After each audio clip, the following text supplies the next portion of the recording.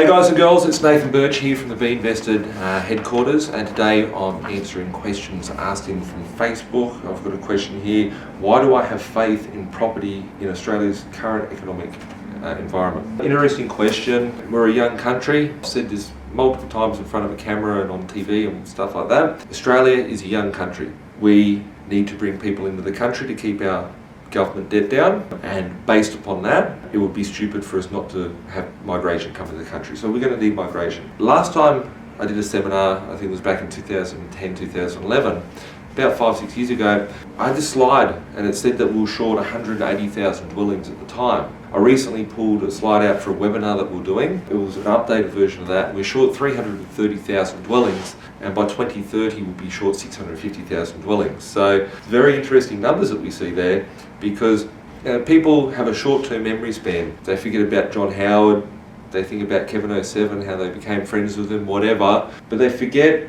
the damages that get done in the past, right? If we look at the Sydney market, all everyone remembers is that we're going through a boom, it's stupid to be buying property, prices are going up, etc., etc. But let me tell you a little bit before what you've forgotten to think about. If we look at the Sydney property market, I bought my first property in 2003 in Sydney. At that point in time, it was the peak of the market, and the market collapsed in 2003. Or 2004. Let's use good old Mount Druitt in Western Sydney as an example. Property prices in Mount Druitt were selling for about 300,000 at the time.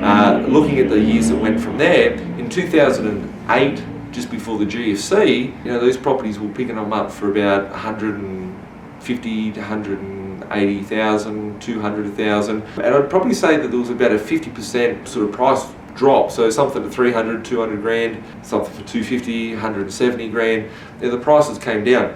Between 2008 to about 2012, the market caught up. So a property at 2012 was selling for the same sort of money as it was back in 2003. And from 2012 to 2016, it's obviously gone up, and I'd say it probably doubled in Sydney. I'm just using rough numbers here.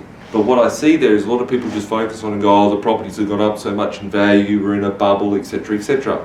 Let's look deeper than that. Australia went through a big time growth in population during that period of time. Between 2003 and 2008, developers weren't going to be building stuff and pulling buildings out of the ground and building new supply for the market if they weren't going to be making a profit or whatnot. From 2009 to 2012, it was very hard and difficult to get construction loans because of the GFC, so there wasn't much being built since then. Hence the pent-up of demand of people there wanting dwellings, but not enough dwellings for people to buy. It's very good and well to say, well, we've seen cranes in the sky, we're building stuff, whatever. We still haven't caught up for the shit that we needed to build for the last 10, 12 years. So when people sit there and ask me these questions about the economy and stuff like that, and about the property market, could there be volatility in the market? There can be volatility in any market, but I personally believe that the Sydney property market,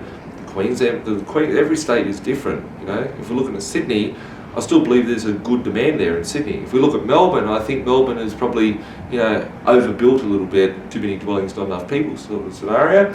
If we look at the Queensland market, it hasn't recovered since the last collapse. So it's very, very below market value. There's stuff there that's very, very affordable, and that's where I think there's a lot of growth and boom, and that's why I talk about that market. Perth, we look at Darwin, we look at the mining sort of areas which have been very strong from a mining front. Those areas and those states are in a decline still.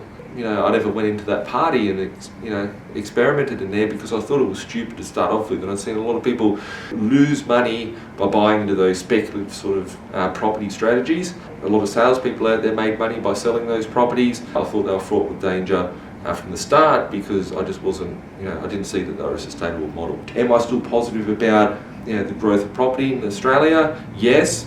It depends on the market, depends what you're buying, and depends how come you're buying and all the fundamentals from that. So if you need some help and direction from devising a strategy, working out what is best in your position, you can call the office 1300 367 925. Alternatively, check out the website at B.Invested.com.au. Maybe look at getting a map session where you can devise a plan and work out what your goals are and the best way moving forward. Anyway, we'll catch up soon, and have an awesome day.